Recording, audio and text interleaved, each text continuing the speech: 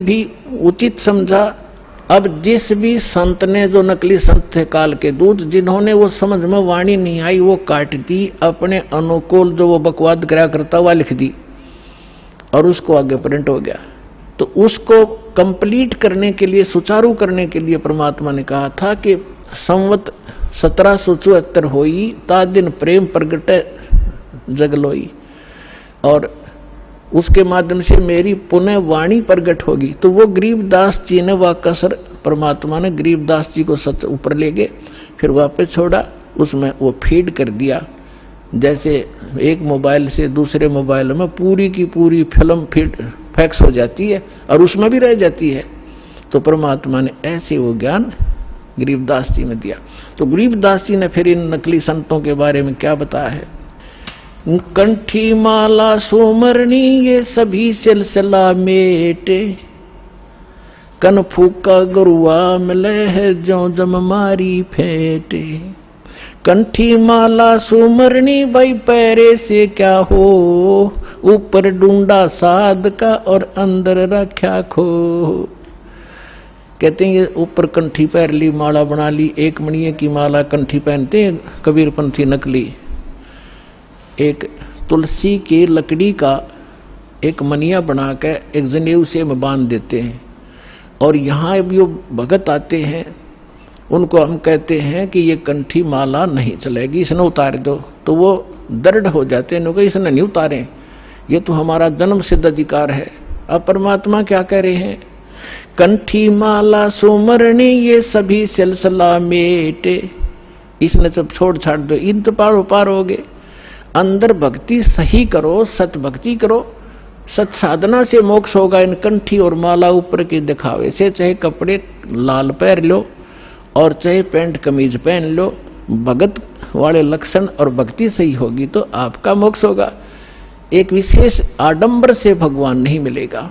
तो यहां कह रहे हैं कि कंठी माला सुमरणी ये पहरे ते क्या हो, ऊपर तो दिखा भगत और अंदर रख्या खो, न साधना ठीक न ज्ञान सही।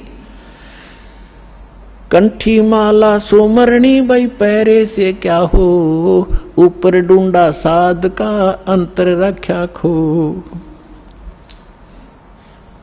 कन फूका गुरुआ में लह जाने भाव न भेद, जम के हलकारे फिर ये हाथों में लिए बेद। ओए होए होए, अपने आत्माओं एक एक वाणी ऐसी अनमोल है महापुरुषों की। कहते हैं कि ये कन फूका गुरुआ मिले, कान में फूक मारनिया, और जाने भाव न भेद। और कहते हैं ये काल के हलकारे घूम रहे नकली संत, जो वेदों के ज्ञाता माने जाते थे, न कख भी नहीं पता वेदों का। वेद पढ़ने पर भेद न जाने ये बातें पुराण 18, और जड़ को अंधा पत्ते खुआवे भूल सर्जनहारा। अगर इन्होंने वेद पढ़ा होता ये पत्थर पूजते, वेद का ज्ञान होता। तो कहते हैं ये वेदों, ये काल के दूत फिर रहे हैं, वेद को हाथ में लिए लिए। आपने एक नकली महर्षि दानंद की सारा इतिहास आपके रूबरू कर दिया दास ने, और यो कितना शिखर में चढ़ा रखा था, सिरपद रखा था एक आदमी ने। ऐसा महर्षि नहीं, इस जैसा वेदों का ज्ञाता नहीं। तो ऐसे कहते हैं ये काल के दूत थे, वेदों का नाम ले ज्ञान सारा उल्टा ठोक रखा। तो यहां उसी को प्रमाणित कर रहे हैं कि जम के हिलकारे फिरे ये हाथों में लिए वेद। जहां भी आप महर्षि दानंद की फोटो देखोगे, वेद पहले दर रखे, उसमें चारों दणी संठे काले रखा था, लिखे लिखाए भी इसने हो जैसे, और कक का पता नहीं उस आदमी ने। तो पुण्यात्माओं आज तक में बिजली गिर रही थी।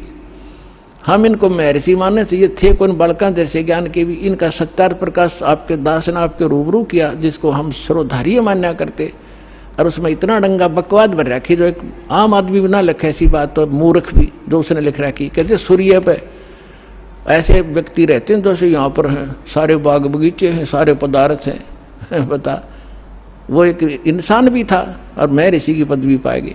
कहते हैं झूठे गुरु बहुत हैं ये अनगन कोट अनंत, सार नाम का भेद बतावे सो सतवादी संत। झूठा गुरु काल है ये फांसी दे अड़ाए, मारत है मैदान में वो छलबल बहुत बनाए। झूठा गुरु काल है ये गुरु का दया स्वरूप है, या मैं मीन न मेख है जैसा संवल रूख है।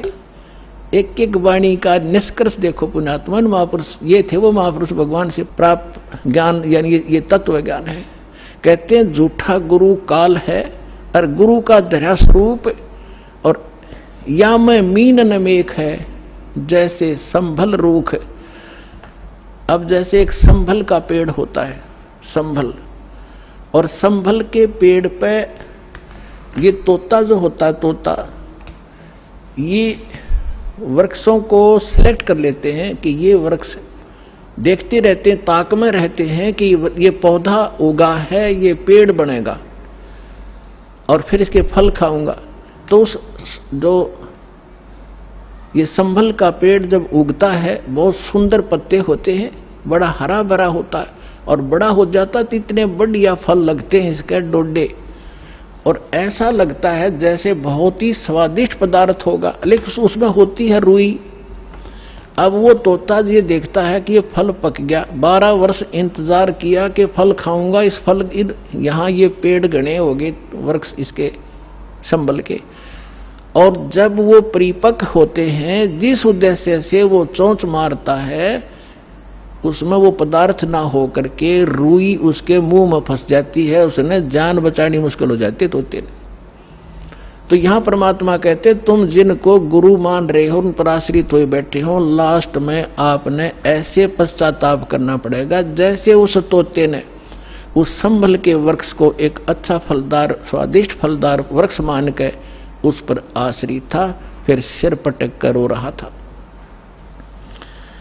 झूठा गुरु काल है ये गुरु का धरा स्वरूप, या मैं मीनन मेख है जैसे संबल रूख।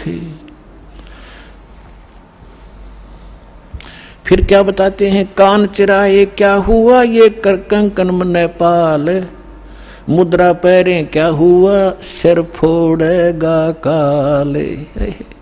कहते हैं कान चिरानते, कान में मुद्रा पहनते, और 36 आडंबर करने से परमात्मा नहीं मिलेगा, और यम के दूत लठ मारेंगे तुम्हारे गिर के। कहते चुंडित मुंडित पकड़ लिए इनसे जम किंकर ना डरता। ये चुंडित कति जटा